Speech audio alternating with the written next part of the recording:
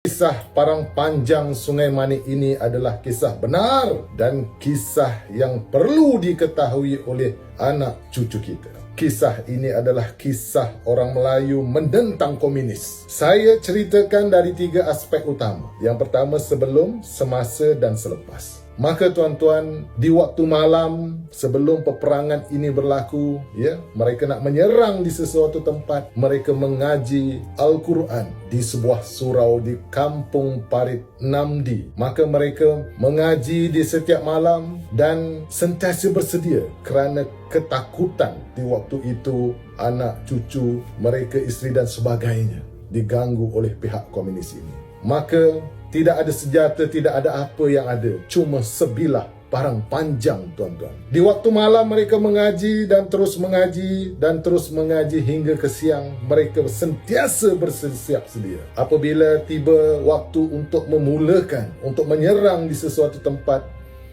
pahlawan-pahlawan Sungai Manik ini, mereka mandi dengan sebuah tempayan yang diletakkan di dalam surau. Dan menurut ceritanya, air tempayan itu diletakkan satu bahan yang dinamakan pijar. Apabila kita mandi dengan pijar itu, tuan-tuan, badan, menurut ceritanya, badan menjadi kuat, badan menjadi segar, bugar dan sebagainya. Di waktu-waktu biasanya mereka akan bekerja di mana suatu tempat yang mereka pergi itu, kadang-kadang dalam perjalanan untuk ke tempat yang mereka hendak pergi kerja itu, mengambil upah potong kayu dan sebagainya. Maka apa yang berlaku? Mereka dihalang oleh sekumpulan komunis yang menurut ceritanya hampir 7-8 orang. Apa yang berlaku di situ? Kepelikan dan kebesaran Allah Subhanahu Wa Taala berlaku. 7-8 orang komunis ini menggunakan senjata, senapang. Apa yang ada pada pahlawan Sungai Manik ialah hanya parang panjang. Apabila dikeluarkan sahaja parang panjang itu, tuan-tuan, apa yang berlaku? Hanya parang panjang yang bergerak, orangnya tidak nampak. Dan komunis-komunis ini menembak ke atas, tuan-tuan, menembak ke atas. Maka arwahnya Along Hassan ini telah menggunakan parang panjang itu untuk merobek, menetak komunis-komunis ini, tuan-tuan. Maka diceritakan habis badan Along Hassan ini berlumuran dengan darah.